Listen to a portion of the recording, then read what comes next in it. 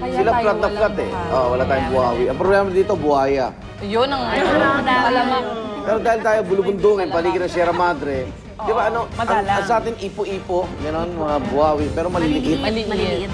Pero grabe din makapaminsalan dito sa UP, mga ilang diba? bahay din Ayun, yun. nakita mo yun, di ba? Oo, nagkataon nandun ako, tapos parang nagbagsakan lahat. Bakit? Totoo ba to? Samantala, narito na mahalagang balita mula sa Mindanao.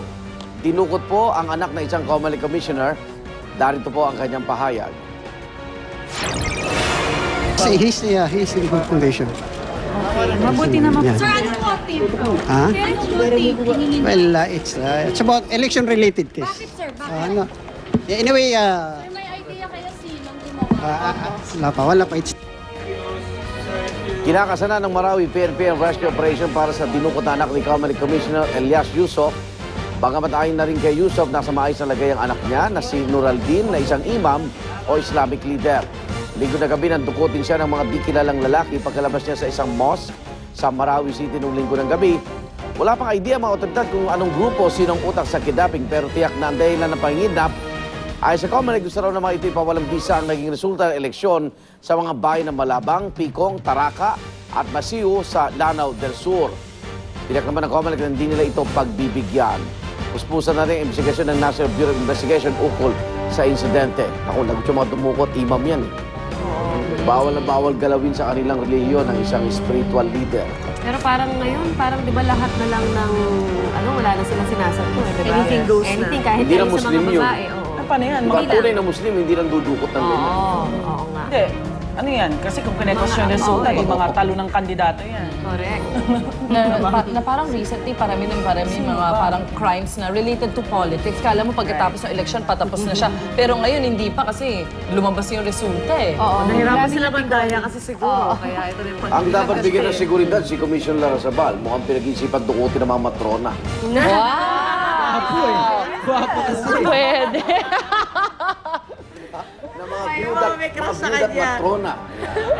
Ako mga kapuso, ilang Nagagapo araw na lang po, masasaksihan na natin ang inaugurasyon ni President-elect Noynoy Aquino.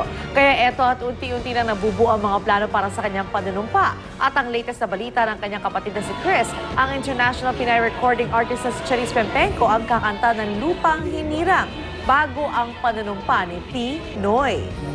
Pero bago ang payag ni Chris, dalawang pangalan na nasa shortlist. Ang isa ay ang Pinoy international artist na si Arnel Pineda na vocalist ng bandang Journey. Hindi kaya pyramid ang kantahin ni Charis doon sa Lupang Hinirang. Ang ganda niya. Lying beside him. Like a pyramid, like a pyramid. Hindi na nila, di ba? Journey. Okay, sila dalawa, mag-national anthem, no? Di ba? Pwede. Tapos magkaya sa uli, magpinta silang dalawa. Pataasan yun. Sabay memo na agad.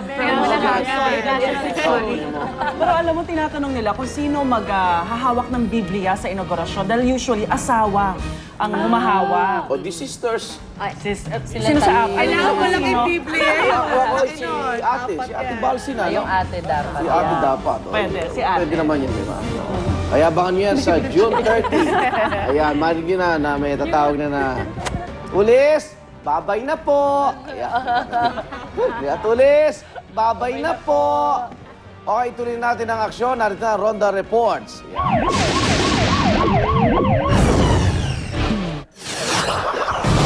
Back-to-back na Ronda Reports po ito. Ibabalita sa atin ni Cedric Castillo. Una, isang driver barangay Tanod, Calabozo matapos manakit ng isang pulis. At isa pang Ronda Report, dalawang babae na dadalaw lang sa isang presinto arestado matapos magtangkang manuhol para palayain ang dinalaw nilang kaibigan. Ang detalye ng balitang yayari sa atin ni Cedric Castillo. Cedric. Yes, Igan. Magandang umaga. Nagsisihan at nagtuturuan sa headquarters ng Manila Police District ng abutan ng ating team ang traffic police officer na si PO1 Donato Tabinas at ang barangay kagawad na si Nelson Sevilla matapos umanong magkaroon ng madugong engkwentro ang dalawa. Hindi pa malinaw kung sino ang pasimuno ng sigalot sa pagitan ng dalawa dahil magkaiba yung kanilang mga bersyon. Nagsimula raw ang lahat ng sitahin ni PO1 Tabinas ang jeepney driver na si Joseph Pamulaklakin dahil sa isang simpleng traffic violation bandang Tayuman sa Maynila. Pinakawala naman daw ito ng pulis matapos magmakaawa ang driver. Pero pasado alas 6 kagabi, rumesbak umano ang driver kasama na ang barangay Kagawad at dalawang hindi pa nakikilalang mga lalaki at doon nga umano kinuyob at tinutukan pa ng baril ang traffic policeman. Nagtamo ng mga galos sa braso si PO1 Tabinas. Namumuo naman ng dugo dahil umano sa mga palo sa ulo ni Kagawad Sevilla na nagsabing siya pa nga ang ginulpi ng pulis matapos tangkaing pumagitna sa nooy mainit ng sagutan ng traffic officer at ng kabarangay niyang jeepney driver. Igan, mula sa simpleng traffic violation nga, frustrated murder ngayon ang isasampang kaso sa Kagawad at sa jeepney driver. Samantala, balitang pampamilya naman, Igan, hindi matiis ni Rosel Lumibaw ang pinsan nitong si Robert Lumibaw na nakatiit ngayon sa Station 4 ng Manila Police sa kasong pagbebenta ng shabu.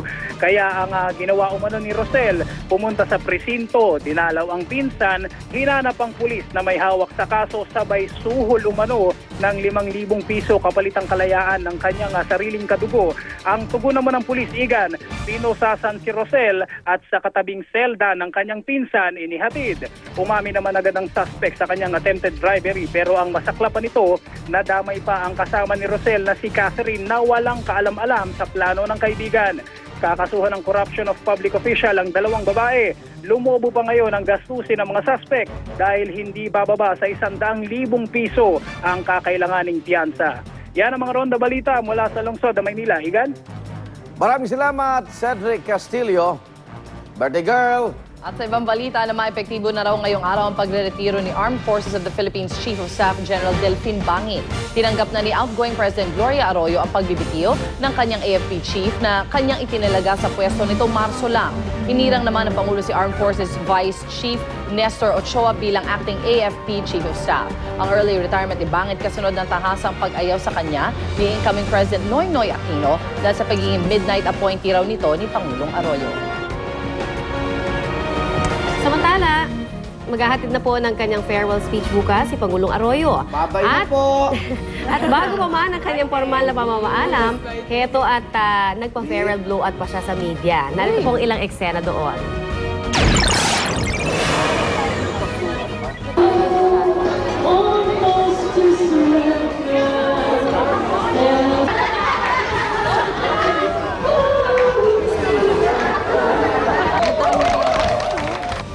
Wala ngang nakasira sa mood ng Pangulo habang nakikipaghalubilo sa ating mga kasamahan sa media sa Clark, Pampanga kagabi.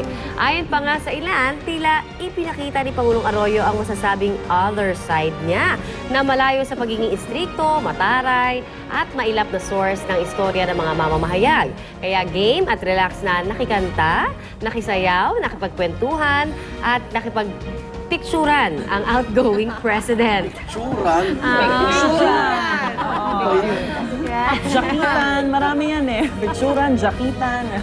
Nanguna pa rin po si Pangulong Arroyo sa pagpalakpak sa kumanta ng paborito niyang awitin, ang You ng The Carpenters. May moment nga rin ng Pangulo na sumasabay siya sa kantahan, pero kapag inaabutan na siya ng mikropono, panay tanggi niya. Pag-amin po ni Pangulong Arroyo, hindi raw kasi talaga maganda ang kanyang boses. Okay lang po yan. Pero paborito ko talaga yung Carpenters. Sa tagal na namin kinover siya sa Senado.